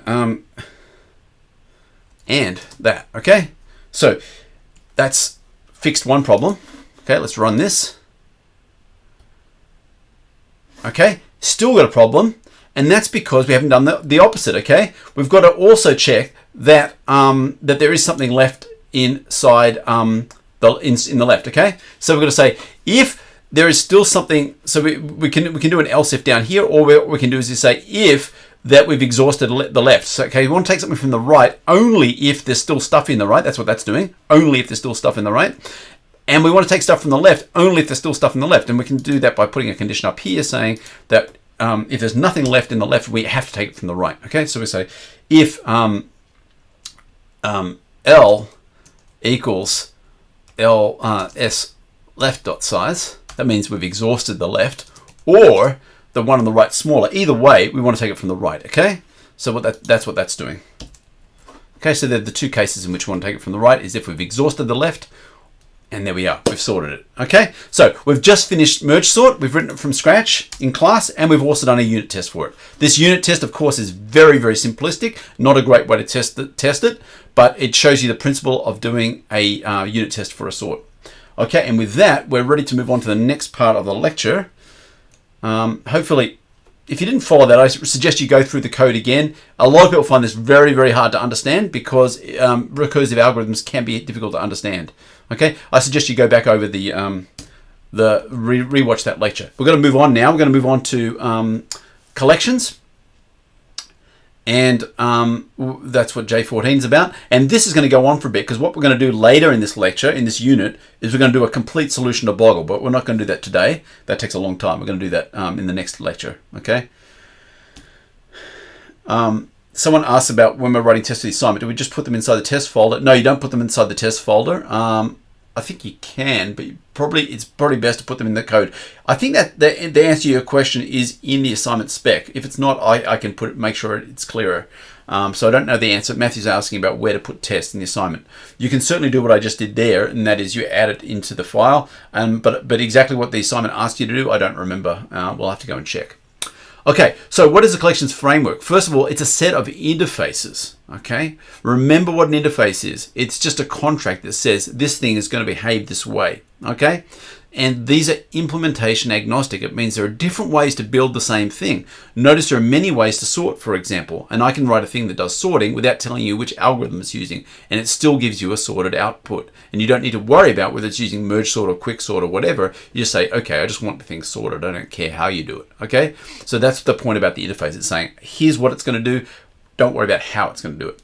Then we've got concrete implementations, like the example of the sorter. You've got merge sort and quick sort. Same for collections. Collections are basically containers or bags of stuff. Or in the example we did in the previous module, thing holders. Collections are containers of things. Okay? Very, very general, abstract idea. It'll become a lot more specific very soon. And then the collection framework also has algorithms that we use for searching and sorting. Okay? Okay, all right. So Java provides you this. What's interesting about that? Well, the first thing is that Java has rich standard libraries, and this is a key feature of languages like Java. They provide you with a rich standard library, and that's one of the things we teach you in this class is how to use a standard library. Now, we're going to, why wouldn't you just write your own sorting algorithm? Why would you use their sorting algorithm? Can anyone tell me? Why do you use their sorting algorithm? Later in class, we're going to build our own collections. We're going to build our own lists, our own maps, and our own sets. We're going to build all those things later on in class. But why am I going to build them in class? And why would you normally want to use the Java implementations, the one that come with the Java language? Yeah, they've been tested. They've been tested and tested and tested. They've been tested by millions and millions and millions of people. Okay, and you can trust them because so many people have tested them. Okay, and sometimes people say on the forum, "Oh, I think there's a problem with homework question 3." You know, with the homework questions, because so many students that we've had them for a while and they've been tested so many times, it's probably not a problem with the homework. It's probably just you're not quite doing it right. Now, for the assignments, that's different. Every assignment is brand new, so it's quite possible there's a problem with the assignment. But for the homework questions, when I see someone say, I think there's a problem with the test with the homeworks, I'm thinking probably not, because it's so thoroughly tested by so many students over so many years.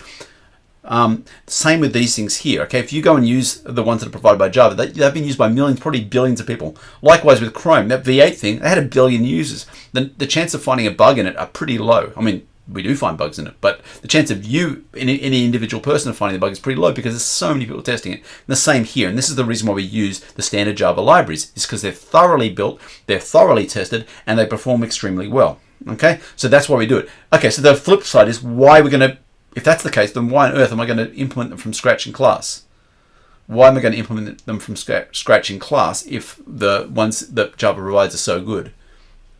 Well, we're doing that because I'm teaching you here. Okay, I'm teaching you because it's really important to understand how they actually work. Okay, so if you're doing engineering, it might be really useful to build an aeroplane, a model aeroplane or something, right? Or build a car. But that doesn't mean that next time you want a car, you go and build it from scratch. You're going to have a very hard time getting it registered if you build it from scratch, okay? So it's extremely educative to build something from scratch. Like building a car from scratch, you'd learn a heck of a lot about mechanics if you build a car from scratch, right? But it's not a recommended approach to go and if you want to drive down the street to go and build a car from scratch. That's not a good idea, okay? Because buying a commercial car is massively cheaper and massively less time consuming, okay? So that's the same principle applies here. You don't build your own stuff from scratch. Although in a university class like this, I will get you to build them from scratch so you understand how they work, all right? So the collections interface has some basic operators saying size, and you've already seen some of this. Unfortunately, I got the ordering goofed up with the merge sort, and you already saw some of this stuff here. We can get the size of a collection. We had lists. We just did lists in the collections thing. We had size, and we have is empty, which can tell you if the collection is empty. It tells you if something is inside the container. You can add something and you can remove something. Okay.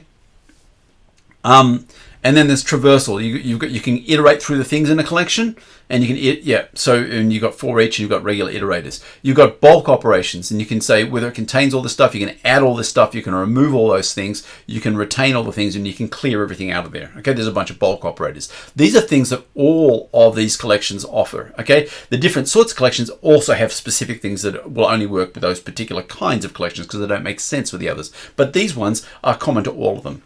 Okay, and you can convert all of these collections can be converted from arrays, and you just saw that when I wrote the test for merge sort. I wrote the values I was interested in sorting as an array, and then I converted it into a list, which is one of the collections we're going to study right now. Okay, so there are primary collection types, which are sets, lists, queues, and maps, and each one of them is defined as an interface. We're going to, in this class, look at sets, lists, and maps. We're not going to study queues in detail, but sets, lists, and maps, we're going to study them in great detail later in the semester when we're going to go and build a set from scratch. You're going to build it two different ways. You're going to build a list from scratch. You're going to build it two different ways. You're going to build a map from scratch. You're going to build it two different ways. Okay, so I'm going to show you two different ways of building each of three of those four things. You may use queues in class too, but the set, list, and map are the most important ones. Okay. Each one of these types is defined as an interface, and then there are concrete implementations of each one. So here's an example here. So you see on the left the different types. You've got set, list, queue, and map, and you've got a hash set, which we're going to look at in detail later on. So it's a set which is built using a hash map, and then you've got a tree set, which is a set which is built using a tree. We're going to implement both of those in class. And then you've got a set which is built using a linked hash set. Okay, we're not going to look at that one in detail. If you squint really closely, you may notice that hash set, some of them are black and some of them are gray. We're going to do the ones that are black. That one's black, that one's black, that one's black, that one should be black, but it's not. Okay, so there are a bunch of them that we're going to look at. An array list and a linked list, and the coloring's completely gotten wrong. Okay, so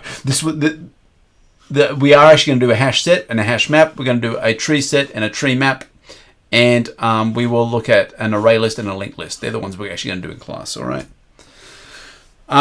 Four commonly used collection types. Hash set implements a set as a hash table. An array list implements a list using an array. A hash map implements a map using a hash table. And a linked list implements a queue using a linked list, okay? Now, we're going to look at these in much more detail as the semester goes on. These are the high-level things you need to understand. So a set, hopefully everyone here understands has a basic conception of a mathematical set. Does anyone know what are the key properties of a set? Does anyone know? Key properties of a mathematical set.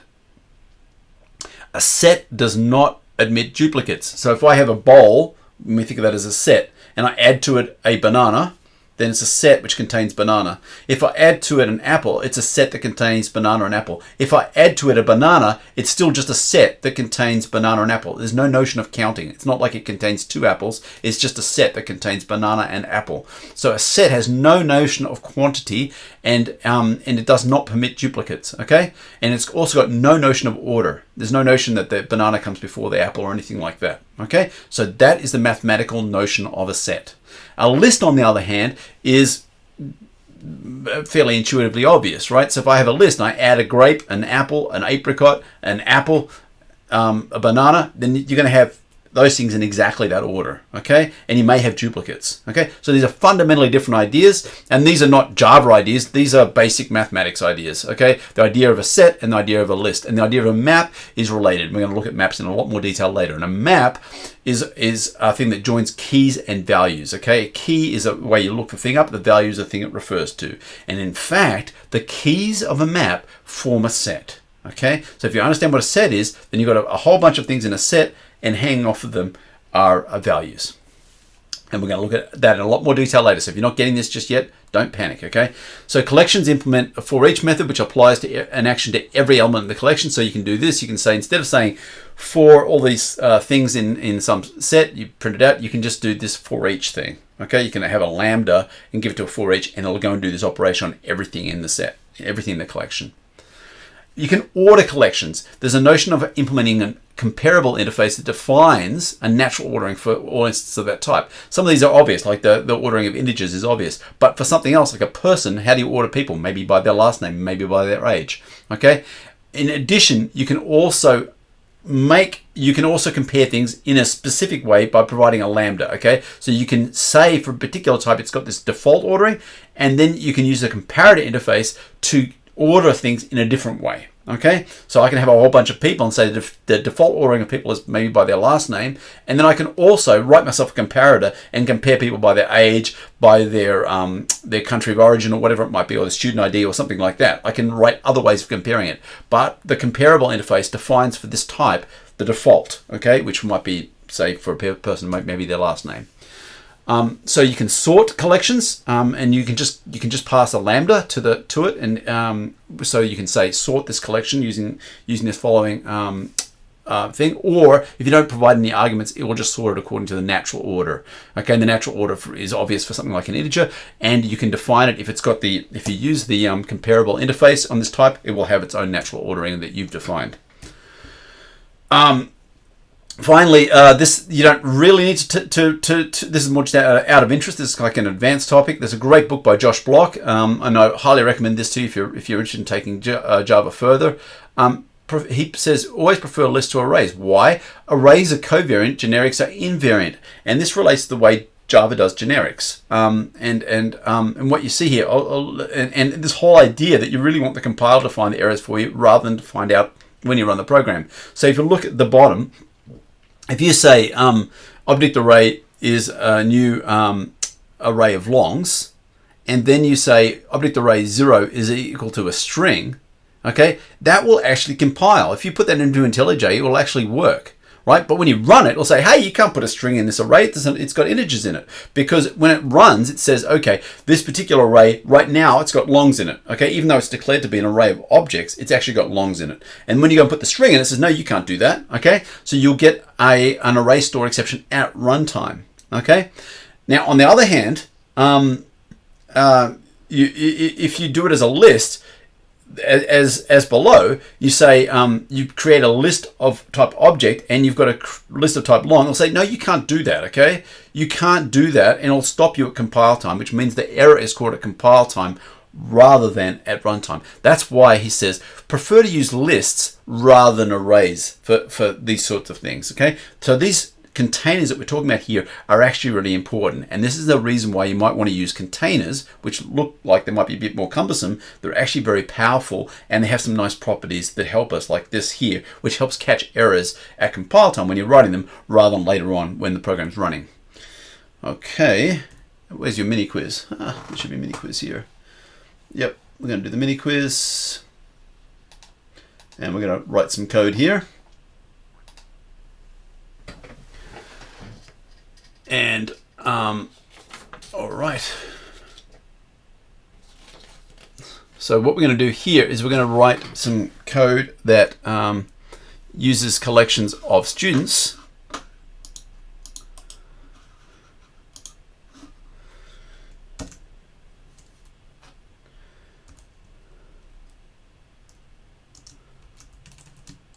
We're going to call it class list, okay? So then what we're going to do is we're going to say, actually I wrote a bunch of code to save us some time, which is lucky. I actually wrote some code here. There it is.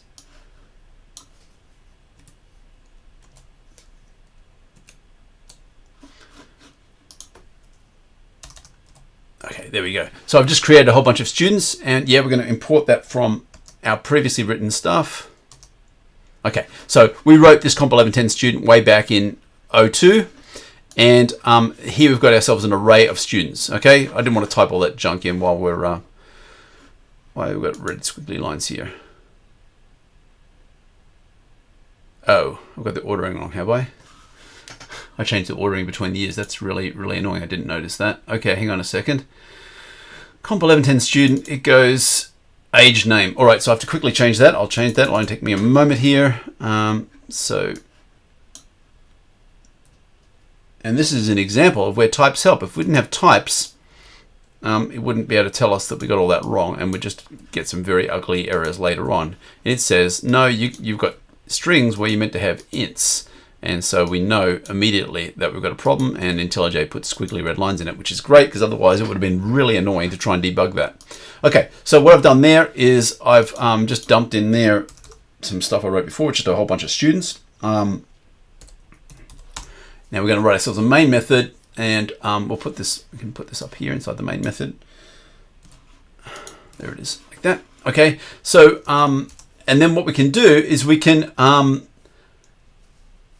print out all the things in the array. Okay, so let's just do that. It's very, very simple. Okay, so we're going to say for COMP1110 student, like that. COMP1110 student inside the list of students of the student array like that, and then we'll just print them out. Okay, this is really, really simple stuff. And we're printing them out from an array.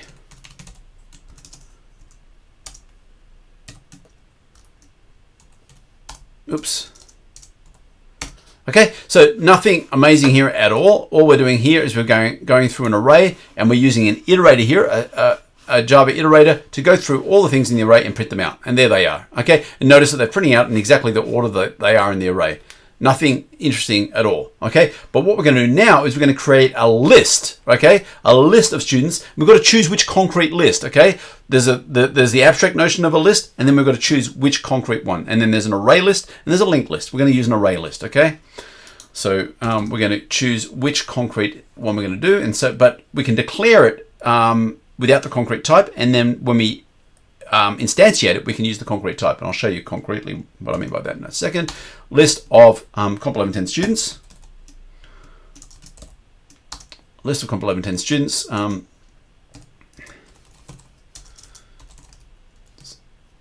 Like that, and then we'll say it's equal to a new array list. There you go, array list. And then what we're going to do is we're going to put in that array list our as list stu array. Okay, so let me unpack what's going on here. What we're doing is we're declaring a variable type called students, which is a list. Okay, and what we're going to give it the value of an array list, which is a concrete type. That's not concrete, that's an abstract type. That's actually an interface type. And we're going to make it an array list, and we're going to create the array list by using a special function on arrays, which turns this array here into a list. Okay, so it's going to create a new list which is made up from this array here. Okay, and then what we can do is just copy this code here and do the same thing as we did before. Again, not very exciting, but just showing you the relationship between the list and the array. Okay, from list, and then change this to students. Like that. Okay, so now what we're going to do is iterate through the list rather than iterate through the array. Will they look exactly the same? Anyone know? Are they going to look exactly the same? It will, actually, turns out, because lists actually maintain order, just like arrays do. And when you instantiate the list from an array, it will maintain the same order. Actually, I don't need to write that because it already says it down there, doesn't it? All right, so let's just run this, have a look, and you'll see the same thing printed out again. Okay, so we printed them out from the array, and then we printed out from the list. No difference. Okay, so we've done exactly the same thing, in one case using an array, in the other case using a list, and we made the list out of an array. Okay, and then what we can do, what we're going to do now is create a map.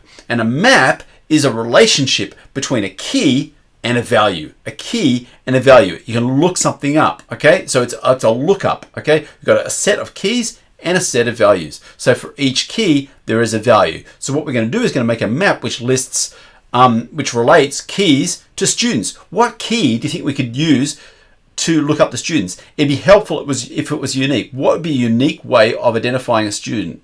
Can anyone think?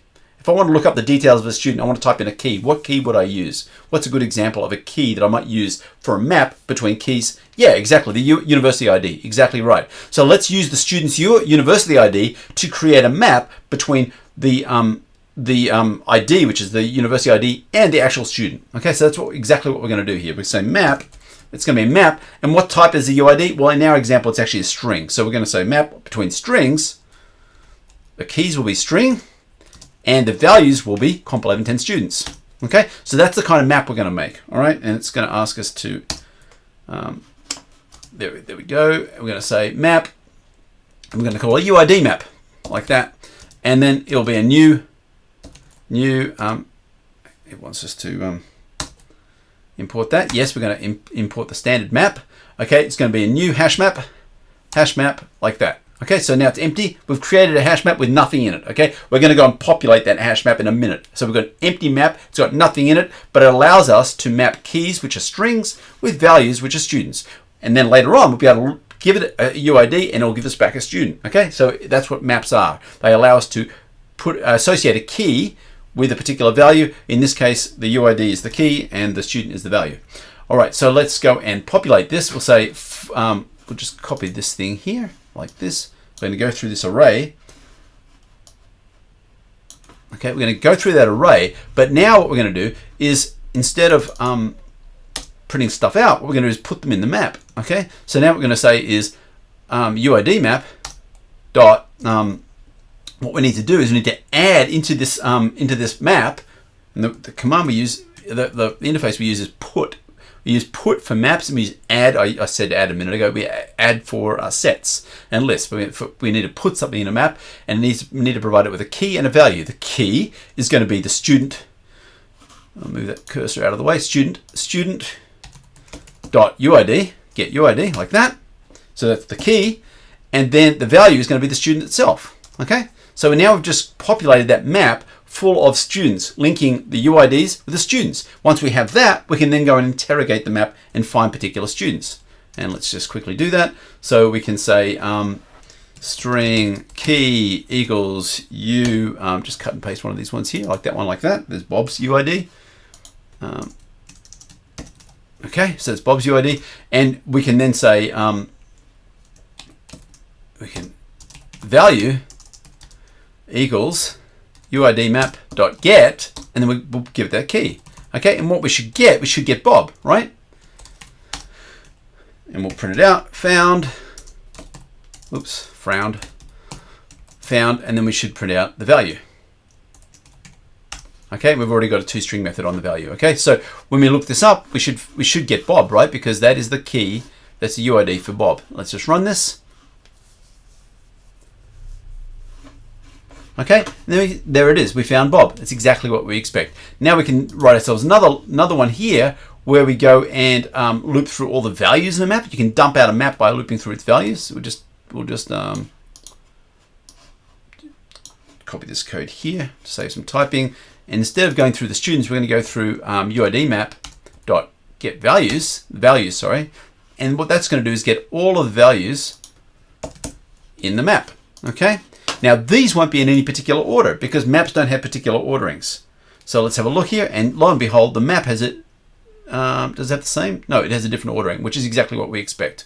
Okay, so maps are not ordered. Okay, but maps you can look up the key in. Okay, so we're looking up all the values in the map here. There it is, and now what we can do is we can add something new. So we can create a new student, COMP1110 student. Sue equals, and let's just cut and paste this here. Copy this. We're not far from being done, folks, in case you're worried. We'll just add Sue here, and we'll give her a new UID.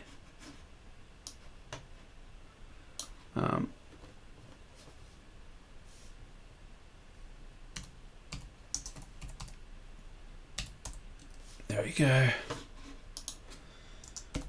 Like that. And then what we can do is we can say UID map dot put. So we're going to add Sue to the map, and then we're going to put in here the UID.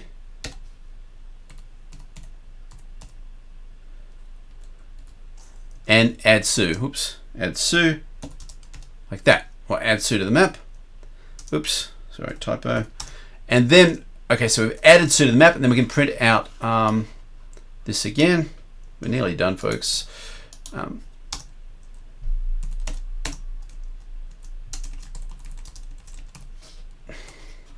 All right. Let's see what happens before I answer the question from someone on the chat, from Griffith. All right. What's happened here? Can anyone see what's happened? I actually deliberately made that mistake, Griffith. There's a clue on the chat. Okay, I gave the wrong UID. Okay, I gave the wrong UID here.